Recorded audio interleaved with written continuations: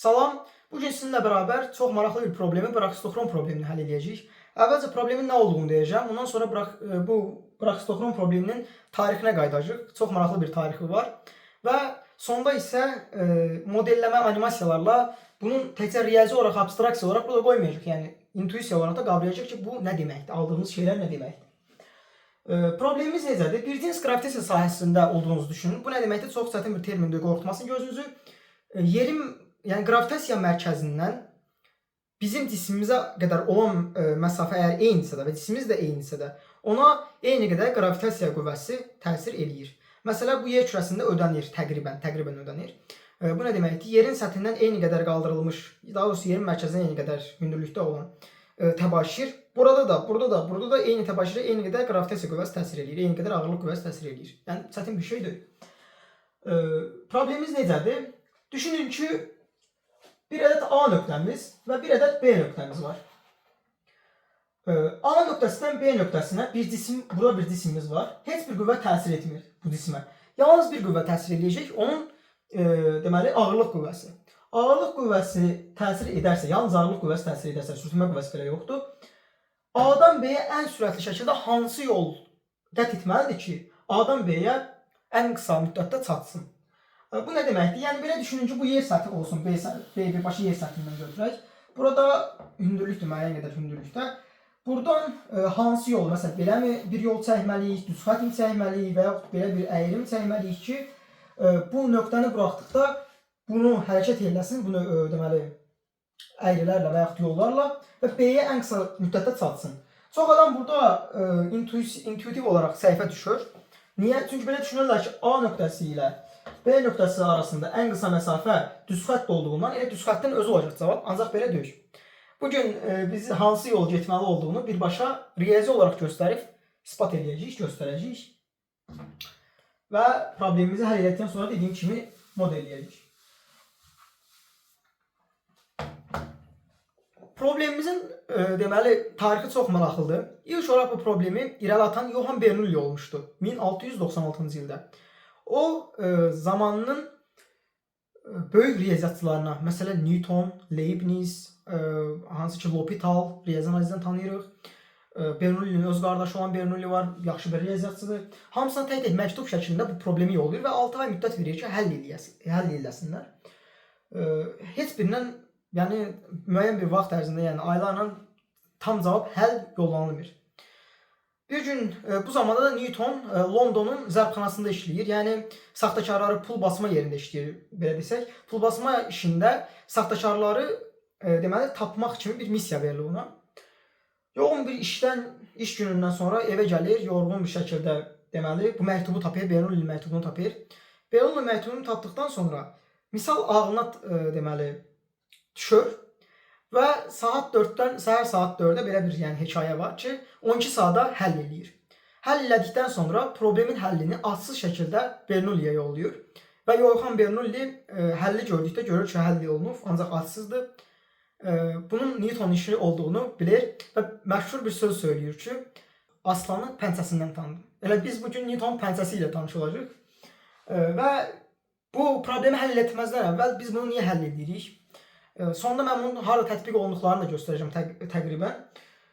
Biz bu problemi niyə həll edirik? Artıq belə videolar çalışacağım ki, YouTube'a yüklüyüm. Çünki çox böyük bir problemimiz var. Həqiqətən təhsildə böyük bir problemimiz var. Tələbələr universitetdə və yaxud məktəbdə, fərqli yerlərdə harada təhsil almaqlarına baxmayaraq çox zaman nəyi öyrəndiklərini qavramıyorlar. Məsələn, elə bizim universitetdə yüksək GPA-lı, yüksək qiymətli uşaqlar qiymətləri yüksək olsa da nəyi tapdıqlarını və yaxud nə etdiklərindən heç bir xəbəri yoxdur. Riyaziyyatçıların hətta. Yəni riyaziyyatçılarda belə bir real problem var. Bu nə deməkdir? Yəni tənlik, diferensial məsələ öyrənirlər. Diferensial nədir, integral nədir? Bunlar və yaxud törəmələmə nədir? Törəmə verdikdə onu həll edirlər. İntegral verdikdə həll edirlər. Ancaq törəmənin integralı nə olduğunu bilmirlər. Bəs necə həll edirlər? Şablon olaraq əzbərləyirlər. Əzbərçilik böyük bir problemdir. Baxın, əzbərçilik niyə böyük bir problemdir? Bu tələbələr, yəni mənim elə özüm də çox zaman, yoldaşlarım da keçən ildən qalan suallara baxırıq və bu sualların üstündə sadəcə işləyirik. Bu suallar müəyyən bir çərçivədə suallardır və bu sualların həllərini öyrəndikdə bu sualların nəyi həll elədiyini, diferensial hesabın nə olduğunu bilmirik, sadəcə əzbərləyirik. Hətta məzmunu belə tələbələr əzbərləyirlər. Yəni yüksək GPA-lı tələbələrin demək olar ki, hamısı otururlar, nəzəriyyəni əzbərləyirlər, isbatını əzbərləyirlər, gedirlər orada köçürürlər. Ancaq isbatın nə olduğunu, məsələn, harda nə tərə necə deyirlər, yazdılar, nə əməllərdən keçirdilər, bunları qavramırlar. Bu da ki, GPA-ları yüksək olsa da onları analitik bacarıqdan yoxsul insanlar halına gətirir və gələcəkdə real bir problemlə qarşılaşdıqda həyatlarında bunu tətbiq edə bilmirlər. Müəllim olurlar, tələbələri məsələ olur, ancaq tələbələr müəllimin özü də bilmir nə öyrətdiyini ki, tələbəyə də yaxşı qavratsın, başa salsın. Bəzilərində məsələ belə bir şey var ki, mən dedikdə ki, niyə belə eləyirsiniz? Belə eləməyin. Deyirlər ki, müəllim olacaq da. Müəllim olacaq yox. Siz riyaziyyat təhsili alırsınız. Siz analitik düşüncə bacarığına sahib olan bireylər olmalısınız ki, belə cəmiyyətdə də uşaqlar yetişdirə bilək. Və gələcəkdə də niyə bizdən məsələn göy raket çıxarda bilmirik? Niyə bizdə böyük problemlər həll olunmur? Tələbələrimiz niyə sadəcə müəllim ola bilirlər? Hətta müəllim də ola bilmirlər tam. Çünki onlar analitik düşüncə bacarığını qavramırlar. Sadəcə əzbərləyirlər ömrü boyu. Müəllimlər də çünki bunu eləyib və özü əzbərlədiyinə görə uşağa da əzbərçilik öyrədir və uşaq əzbərlədiyinə görə də uşaqda da bir şey olmur. O da gələcəkdə potensial kadrlarda bu əksliyi yaradır. Mən belə problemlər tez-tez paylaşacağım. Həmçinin gördüyünüz kimi videolarda da çalışdığım qədər nəzəriyyə enməyə çalışıram ki, bu problemi ortadan çalışdığım qədər qaldıra bilim.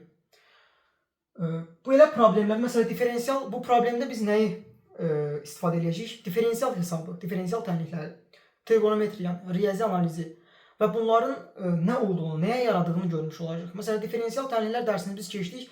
Yoldaşlarım, elə siz də mən qarşılıqlı nə həll elədiyimizi bilmirdik. Şart həll edirik, nəsə bir də misal verirlər, həll edirik. Ancaq nə yeni bir misal yarada bilirik, nə də yeni bir misal gəldikdə onu həll edə bilirik. Bu böyük bir problemdir. Mən çalışdığım qədər əzbərçilikdən qaçsam da, məsələn, bu mənim GPA-mı aşağı salır. Ancaq buna məcburuq. Yəni bunu etməliyik ki, gələcəkdə düşünən bireylər, analitik bacarığı olan bireylər olaq və tələbələrimizə də, gələcək nəslə də bunu ötürə bilək. Bəli, deməli, indi problemimizi ortaya qoymuşduq. Biz nə demişdik? A nöqtəsindən B nöqtəsinə. Deməli, belə bir qrafik çəkək. Bura x olsun, bura y olsun. Yəni x bizim dünyanın səthidir, y isə hündürlüyümüzdür. Bura A nöqtəsi, bura isə B nöqtəsi olsun. İndi deməli, bu misal, bu problem riyazi fizika problemidir. Buna görə fizikadan bir neçə dənə anlayışı bilməliyik. Bunu əvvəlcə başa salayım, riyazi fiziki əsasımız olsun. Enerjinin saxlama qanununu indi yazacağım. Y tam, yəni tam enerji bərabərdir YK üstəgəlsin Y potensiala. Yəni potensial enerjinin, kinetik enerjinin cəmi həmişə tam enerjiyə bərabərdir. Yəni bu nə deməkdir? Enerji heç bir zaman itmir və yaxud da yoxdan var olmur. Bu nə deməkdir? Enerji bir haldan başqa bir hala keçir. Yəni kinetik enerji azaldıqda potensial enerjiyə çevrilir. Potensial enerji azaldıqda kinetik enerjiyə çevrilir.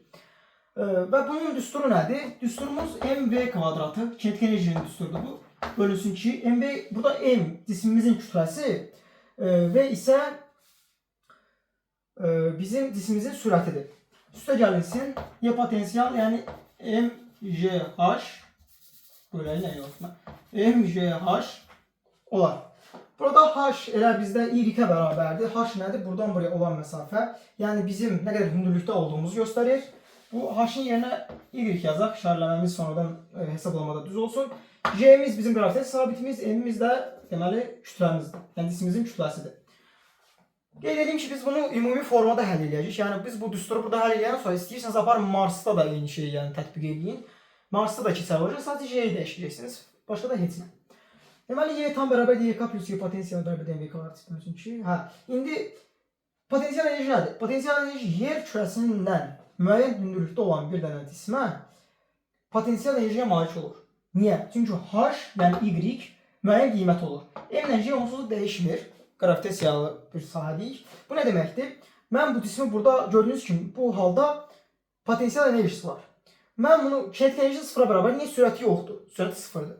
Bunu buraxdıqda gördüyünüz kimi kinetik enerjisi azalır. Niyə? Çünki Y azalır. Yerdən olan hündürlüyü azalır. Və bu nə deməkdir? Mütləq kinetik enerjiyə çevrilməlidir bu. Bu nə deməkdir? İstənilən zaman anında bizim cismimiz yolda hərəkət etdikdə onun kinetik enerjisi, potensial enerjisinin dəyişməsinə, kinetik enerjisinin dəyişməsi, potensial enerjisinin dəyişməsinə bərabər olacaq. Yəni başda bu sıfır olacaq, bu maksimum olacaq. Sonda isə bu sıfır olacaq, bu maksimum olacaq. Bu nə deməkdir? mv kvadrat bölünsün 2 bərabərdir mj y şəklində yaza bilərik. M ixtisar gedər, m'lər ixtisar gedər. M'lər ixtisar gedəndə bizim v kvadrat bölünsün 2 qalar. Sağ tərəfə atasaq v kvadratı bərabərdir 2jy alarıq. Buradan da v'ni tapsaq v bərabərdir kök altında 2jy alarıq. Burada biz v'nin dəyişməsini müsbət olaraq götürürük. Ona görə də kök altında müsbət olaraq götürürük. İndi buradan nəyi tapmalıyıq? Bir də nəyi bilməliyik fizikadan? Fizikadan v bərabərdir ds bölünsün dt. Yəni zamanın trayektoriyanın, yolun dəyişiminin zamana dəyişimine nisbəti sürətə bərabərdir. Bəli. İndi bizim burada ds'imizi tapmalıyıq. Ds'imiz nədir? Ds, baxın, indi belə fikirləşin. Bizim burada cismimiz var, cisim düşür, nəsə bu trayektoriya üzrə. Cismin, bax, bu əyri üzrə dəyişimi, yəni bu əyri üzrə dəyişimdə ds'in dəyişimi y-nin x-in dəyişimi olaraq biz bunu yaza bilərik. Komponentlərini ayırma deyirlər buna. Bu da Pifagor teoreminə əsasən, indi belə fikirləşin ki, belə bir düz bucaqdır. Bura x oxumuzdur, bura y oxumuzdur, düz xət olsun, fərqi yoxdur. Bura ds-dir. X kvadrat plus y kvadratını kökdən çıxardacaq, ds-ə bərabər olacaq. Pifagor teoreminə əsasən. Yəni ds, qoyun bura bərabər yazayım. Yəni ds bərabərdir. Kök altında dx kvadratı, üstə gəlinsin dy kvadratı bərabərdir. Burada biz gəlin dx-i eşit çıxardaq ki, integrallayanda rahat olsun. İntegrallayanda dx-i nətərində eşit çıxardacaq. Hər iki tərəfdə dx kvadratına bölək. Yəni bunu dx kvadratına bölək, sonra da kök altında dx kvadratına vuraq. Kök altında dx kvadratını, gəlin kök altında dx kvadratına böldükdə nə olur? Bunu bərabərliyim. Deməli, kök altında dx kvadratına böldükdə 1, üstə gəlinsin. dy kvadratını dx kvadratına böldükdə biz bilək ki, bax, indi burada məsələ kör yollamasını yazanlar, yəni burayı qavramayacaq, məsələn, burayı yazamayacaq. dy kvadrat bölünsün dy bölünsün dx elə y-in törəməsidir. Bu nə deməkdir? dy kvadrat bölünsün dx kvadratı. Burada dy bölünsün dx-in mötərizə xaricində kvadratı eləyər.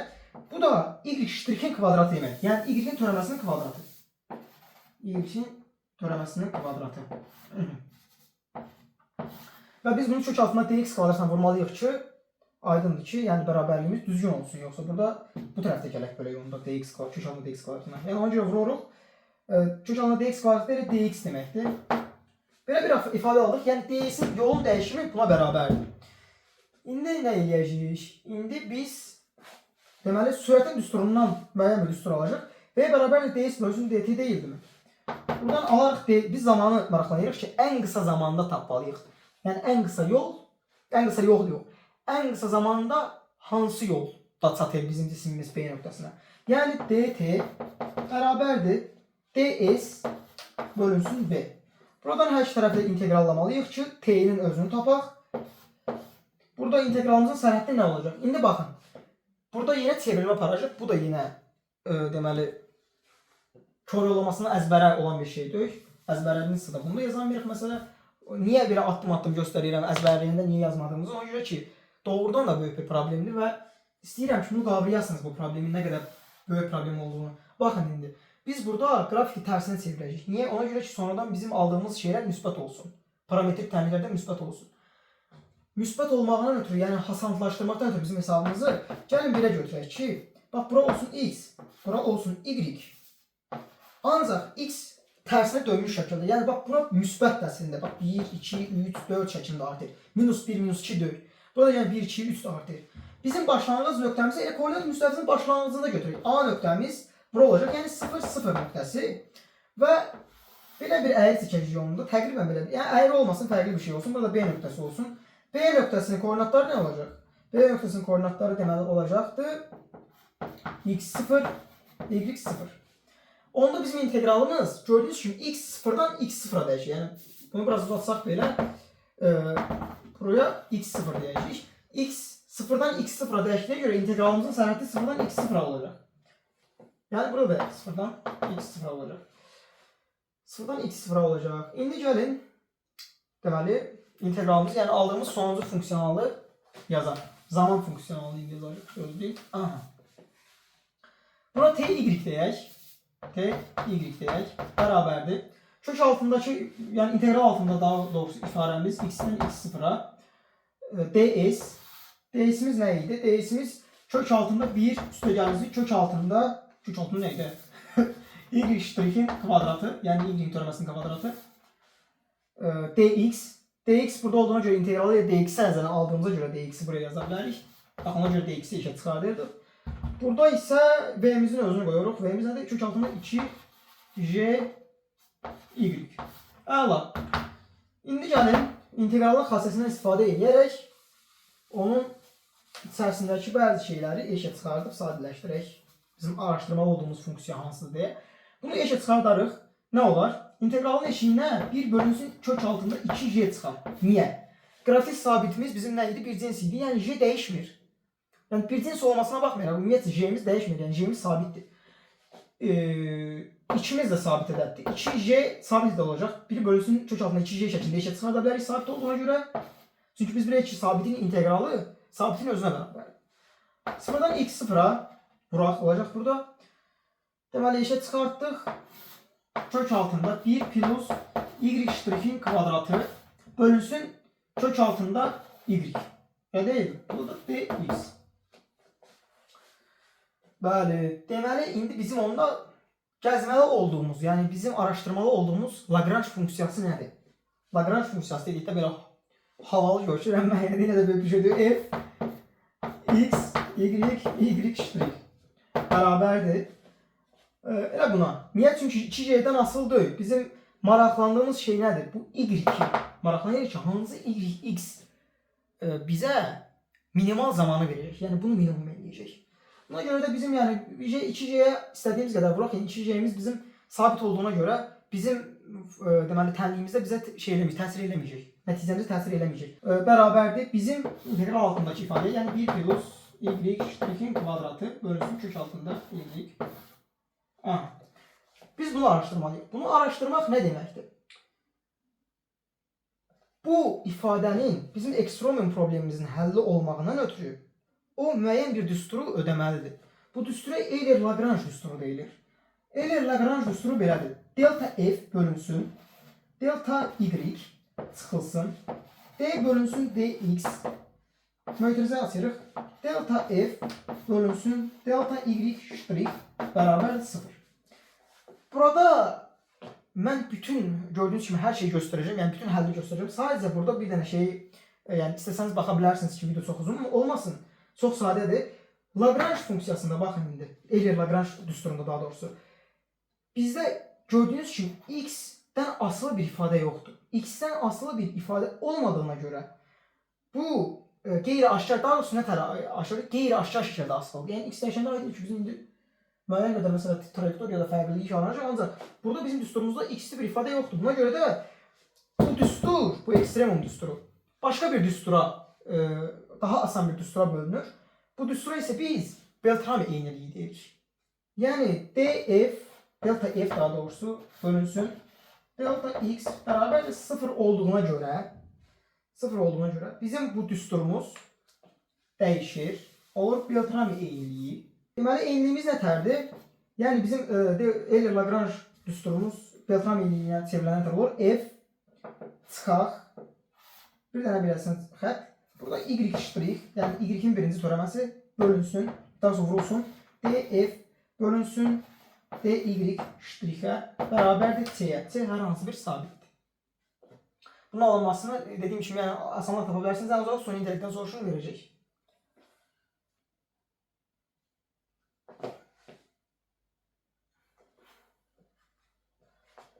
İndi bizdə burada nə yoxdur? Baxırıq. Y ştrikimiz onsuz bizim funksiyamız içindədir. F-imiz bilirik ki, nədir? Yazmışdıq F-imizi. Elə budur.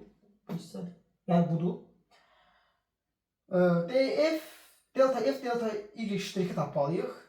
Yəni biz bu funksiyu y ştrikə nəzərən törəmələməliyik. İndi gəlin törəməliyik. Deməli telefonun zaryadkası bitdi və söndü. Ona görə işıq biraz fərqli ola bilər. Gəlin devam edək. F'imizi bilirik, budur. Y' onsuz bizə lazımdır. İndi gəlin df'i y' nəzərən törəməliyək. Yəni bu ifadəni tapaq. df bölünsün, daha doğrusu delta f bölünsün delta y' bərabər. Çünki dx yazmışdıq əvvəlcən, d oxumuşduq, indi delta oxuyaq. df bölünsün y' bərabərdir. Bunu y' nəzərən törəməməzdən əvvəl gəlin biraz sadələşdirək. 1 bölünsün kök altında y nə deməkdir? Kök altında y deməli bərabərdir. Y üstü minus 1 bölünsün 2'ye və kök altında y də bərabərdir 1 bölünsün y üstü 1 bölünsün 2'ye. Yəni bu nə deməkdir? Bu deməkdir ki y üstü minus 1 bölünsün 2 vurulsun üzərini indi yazıram.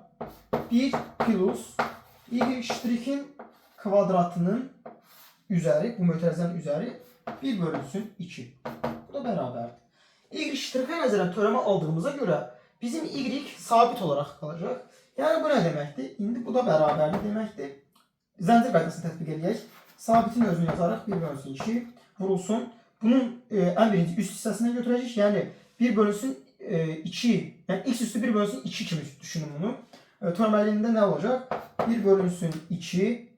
Burada da 1 plus y' kvadratı üstü. Buradan 1 çıxdıqda minus 1 bölünsün 2 olar. Onu da vuraq. İndi içinin törəməsini. İçinin törəməsi nədir? 1 plus y' kvadratı. 1'in törəməsi 0 olacaq. Y' kvadratının törəməsi də 2 y' olacaq. Deməli bu da bərabərdir. Bu da bərabərdir. Gəlin indi əvvəlki qaydaya geri qaytaraq. 2 ilə 1 bölünsün 2 ixtisar gedər.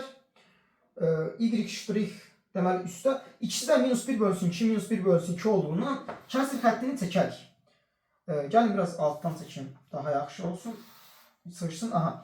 Kök altında y vurulsun. Kök altında bu ifadə. Yəni 1 plus y' kvadratı. Üstünə də y''imizin deməli özünü yazarıq. Bu ifadəni indi Beltran tənliyinin içərisinə qoyaq. Beltran tənliyinin içərisinə qoyduqda əvvəlcə f yazarıq. Kök altında 1 plus y' kvadratı bölünsün. Kök altında y. Çıxaq. Y' elə burada y''ə vurduqda bu ifadəni nə olacaq? Belə bir şey. Kök altında 2 vurulsun. Kök altında 1 plus y''in daha doğrusu kvadratı üstü y''in kvadratı. İndi bunu da gəlin açaq. Bu arada bunun hamısı c-yə bərabər olacaq. Sadəcə biz əvvəlcə sol tərəfə həll edək ki, sadələşdirmə apardıqdan sonra c-yə bərabər eləyək. Bu da bərabərdir. İndi gəlin kökdən hər ikisini eyni şey altına salaq. Bu kök 2 olacaq. Kök y olacaq burada. Məxrəcləri eyni kökü gətirək. Yəni olacaq ki kök y vurulsun. Kök 1 plus y''in kvadratının. Üstünə də deməli, indi bu ifadəni daha doğrusu buna böldükdə 1 plus y''in kvadratının kökü olar. Bunu da buna vurduqda gördüyünüz kimi eyni ifadələrdir. Bunun kvadratı olar. Yəni birbaşa 1 plus kökdən azad olmuş y''in kvadratı kimi yaza bilərik. Və sonra isə bunu buna böldükdə eyni şey alınacaq. 1 vurulsun, çıxılsın, daha doğrusu y çıxar, kvadrat alınacaq. Bununla bu ixtisar gedər. Deməli bizim Beltrami tənliyimizin sol tərəfi belə bir şey oldu.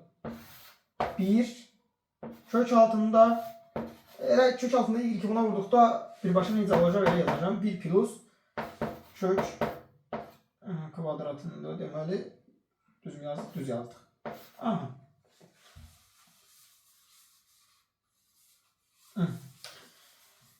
İndi gəlin buradan kökdən azad edək və 1 bölünsün. Burada ifadə deyilmi? Bunu sağ tərəfə atadaq. C-ni 1 bölünsün şəklində yazaq. Yəni 1 bölünsün C kvadratı. Bunun da kvadratı nəyə bərabər olacaq? Y 1 plus y''in kvadratı. Aha. Belə. İndi burada 1 bölünsün C kvadratını biz əvəzləmə ilə dəyişək. Niyə dəyişək? Sonradan bizdə alınan, əslində C kvadrat burada istənilən sabitdir. Dəyişdikdə yəni buna biz 2R deyəcəm mən. Niyə 2R deyəcəm? Sonunda görəcəksiniz. Parametrik tənlikdə daha sadə olsun deyə, daha sadə görünsün deyə. Və erin də müəyyən bir mənası var. Onu da göstərəcəm. Animasiyalarda qavrayacaqsınız. Siz əlbəttə ki, kab və s. deyə bilərsiniz. Sadəcə tənlik biraz sonda fərqli şəkildə olacaq, amma eyni cavab olacaq təqribən. Yəni bir bölünsün c kvadratı. C kvadratı olanda 2r eləyək. Yəni bu bir bölünsün c kvadratını 2r-ə bərabər eləyək. Buradan gəlin y ştrixi tapaq. Deməli y ştrixin kvadratı bərabər 2r. Bunu içəri vurduqda y eləyəcək. Sağ tərəfə atdıqda çıxar y. Deməli bunu da içəriyə vurduqda y ştrix kvadrat eləyəcək. Burada y olduğunu düşünün. Bunu bu tərəfə atanda bölünsün y olar. Və burada deməli y ştrix bərabərdir. Kök altında 2r çıxılsın y bölünsün y şəklinə düşdü. Burada biz müsbət kökə baxacaq. Burada əlbəttə ki plus minus olur. Niyə müsbət kökə baxırıq? Burada x də y də ikisi deməli müsbətdir. Müsbətdir. Bizə sonradan alınan ifadə də yenə müsbət olacaq. Yəni müsbət kökə baxmalıyıq. Minusa yox, mənfiyə yox. Bunu yuxarıda yazayım. Y ştrix nə deməkdir? Y ştrix biz nə demişdik? Törəmə, yəni dy bölünsün dx. Elə? Bərabər. Bu ifadəyə kök altında 2r çıxılsın y bölünsün y.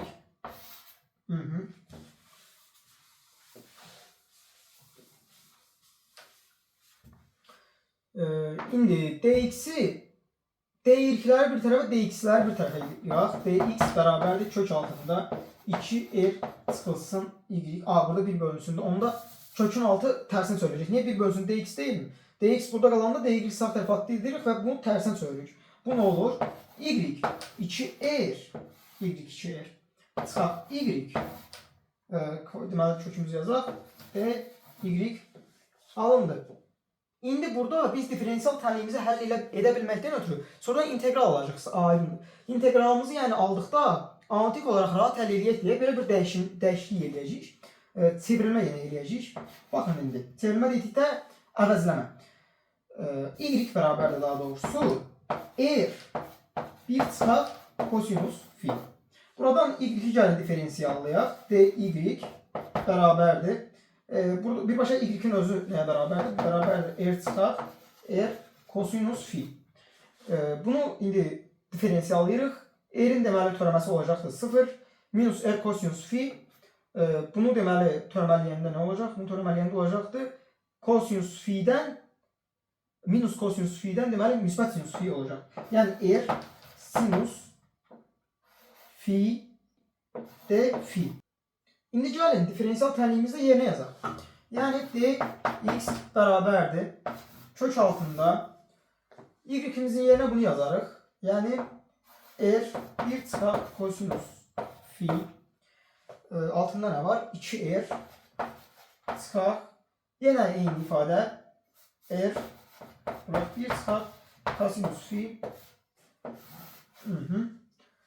dy isə budur. Yəni vurulsun r sinus fi d fi.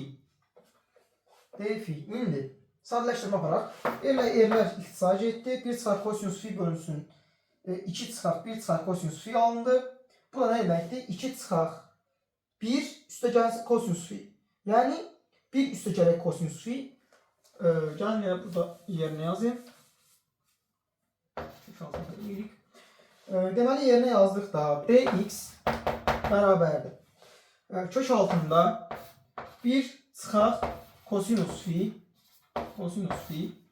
1 üstə gələk kosinus fi. Deməli vurulsun r sinus d fi'yə.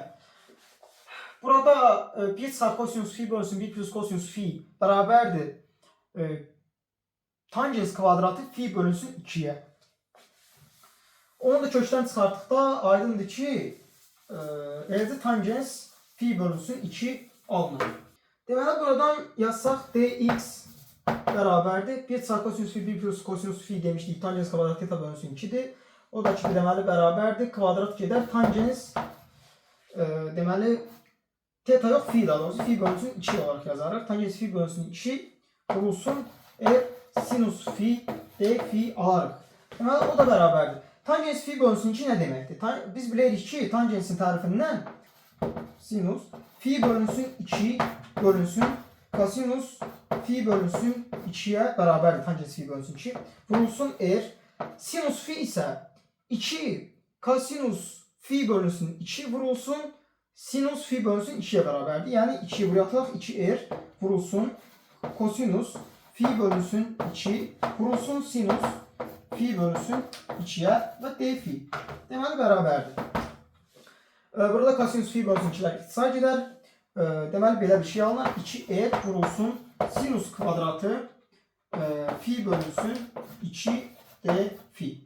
Burada isə dərəcəni aşağı salma düsturundan istifadə edirik. Sinus kvadratı fi bölünsün 2 isə bərabərdir. 1 çıxaq kosinus fi bölünsün 2'ye. Deməli 2r vurulsun kök 1 daha doğrusu kəsr 1 çıxaq kosinus fi bölünsün 2'ye. 2'lər ixtisar getdi. R yuxarıya vuracaq. R yuxarıya vuranda belə bir şey olacaqdı bizdə. Burada bir də d fi'miz var. D fi'miz var. Deməli buradan biz nə aldıq? Buradan biz aldıq ki dx bərabərdir. Dx bərabərdir. R vuraq 1 çıxaq kosinus fi'yə. İndi buradan biz deməli integrallayıb sadə şəkildə x'i tapa bilərik. Hər iki tərəf, burada d fi var bu arada. Hər iki tərəfi integrallayaq. dx'i integrallayaq elə x'ə bərabərdir. X bərabərdir. Bu tərəfi indi integrallayacaq. İntegrallayanda integral r 1 çıxaq kosinus fi d fi bərabərdir. Deməli r sabit olduğundan eşə çıxır. 1 çıxaq kosinus fi qalır. 1 çıxaq kosinus fi'nin isə integralı olur. R vuraq. Fi çıxaq kosinus fi'nin integralı olacaqdır sinus fi. Beləliklə həm y-i həm də x'i tapmış olduq. İndi parametrik şəklində deməli bu tənlikləri yaza bilərik. X bərabərdir r fi çıxaq sinus fi. Y nə tapmışdıq? Y bərabərdir r 1 çıxaq kosinus fi. Deməli parametrik tənliyimizi aldıq. Bu parametrik tənlik nə deməkdir? Parametrik tənlikdəki bu r'lər əslində bir çevrədir. Yəni riyazi olaraq, həndəsi olaraq bunu çevirsək, real dünyada bir çevrədir. Hansı ki, çevrənin üzərində bir nöqtə var və çevrə deməli dığırlandıqca bu belə bir şey çizir. Yəni belə bir figur çizir. Siz hal-hazırda bu figuru oktavla modelləmişəm, görürsünüz. Bu figura biz sikloid deyirik. Yəni biz istənilən qədər sizin düz xətt çəkin, əyri çəkin, nə çəkirsiniz çəkin. A-dan B-yə getməyin ən yaxşı yolu, yəni ən sürətli yolu daha doğrusu bizim bu parametrimizin verdiyi sikloid əyrisidir. Hal-hazırda siz A-dan B-yə gedilən bir çox yol görürsünüz və həmçinin sikloid əyrisini də görürsünüz. Qırmızı yolla gedən deməli bilyə sikloid əyrisi üzrə hərəkət edir. Və gördüyünüz kimi həm sikloid əyrisinin özü ən optimaldır, həmçinin sikloid əyrisindən deməli digər yollardan ən sürətli çatılanı sikloid əyrisinə ən yaxın olan əyrilərdir, ən yaxın olan yollardır. Sikloid əyrisinin belə bir xüsusiyyəti də var ki, həm braxistoxrondur, həm də tautoxrondur. Tautoxron nə deməkdir? Yəni sikloid əyrisinin istənilən nöqtəsi, istəyirsiniz yolun yarısında qoyun, başında qoyun, istəyirsiniz deməli B nöqtəsinə çox yaxın qoyun. Buradakı bilyələr B-yə təqribən eyni zamanda çatır. Yəni buradakı sürətləmə daha yüksək olduğuna görə B-yə deməli olan məsafə müəyyən qədər deməli kompensasiya olunur və bu kompensasiyanın xərcinə təqribən eyni nöqtə çatırlar. Bəs bunu kim kəşf edib? Bunu 1659-cu ildə Christian Huygens deməli görübdü, kəşf edibdi ki, belə bir xassəsi var sikloid əyrısinin. Niyə o da? Deməli onun saatı var imiş, kəfkirli saat. Elə Huygensin özü kəşf elədiyi bir saatdır. ona heç bir batarya lazım deyil. Sadəcə qravitasiya qüvvəsinin hesabına və xüsusi fiziki deməli qanunların hesabına işləyir. Orada kəpkirli saatın aşağısındakı kəpkir bir dövrü təqribən eynidir. Ancaq o kəpkirin getdiyi yol nə olmalıdır ki, Huygensin deməli tapdığı şey nədir? Hansı əyri olmalıdır ki, bunlar kəpkirli saat nə qədər dönsə də, fırlatsaq da eyni perioda malik olsun və saat daha düzgün işləsin. Bu problem hardan yaranır? Deməli, o vaxtı kəpkirli saat gəmilərdə də istifadə olunurdu və gəmidə dalğalar deməli döndükcə o kəpkirin getdiyi yol fərqli olduqda belə fikirləşin ki, nöqtələr fərqli yerlərdən fırlanırdı və bu da ki, kəpkirin düzgünlüyünü pozurdu. Siz hal-hazırda nə qədər aralarında fərq olduğunu da görürsünüz. Yəni fotokrom olduğunu da görürsünüz. Yəni bu üsulla sikloidin bu xassəsindən də istifadə edərək Huygens öz saatını təkmilləşdirmişdi və deməli daha dənizçilərə daha yaxşı bir saat verə bilmişdi. Bəs indi biz bunu həll elədik. Başqa bunu dünyada harda görə bilərik? Baxın indi. Roller coasterlarda məsələn. Roller coasterlarda Brakstokun, yəni bax bu əyri, sikloid əyrisi ən sürətli yol olduğundan sizin qatarınızın, roller coasterinizin A'dan B'yə daha sürətli gəlib çıxmasına nəticə olur. Həmçinin belə də fikirləşə bilərsiniz ki, dağdır. Dağın ətəyinə siz sürətli şəkildə, deməli, deyək ki, burada bir mədəniniz var. Mədəndən qızıl çıxır. Qızılı daha sürətli şəkildə A, B nöqtəsinə çatdırmalısınız. Bu xassədə artıq siz Brakstokdan istifadə edərək müəyyən bir zaman qazana bilərsiniz. Sürətli olduğuna görə zaman da azalacaq və bunun nəticəsində deməli daha çox iş görə bilərsiniz, belə deyək də. Yəni daha çox pul qazana bilərsiniz, daha doğrusunu desək. Fərqli harda deməli istifadə oluna bilər. Daha bu riyaziyyatçıların işi deyil. Daha doğrusu yəni mühəndislərin problemidir. Artıq bu mühəndislər fikirləşir. Belə mühəndisləri də buraxın. Sizin özünüz də fikirləşib fərqli harda istifadə oluna bilər. Maraqlı ideyalarınız varsa şərhləri yaza bilərsiniz. Bugünlük bu qədər. Sağ olun. Gələn görüşlərə dək.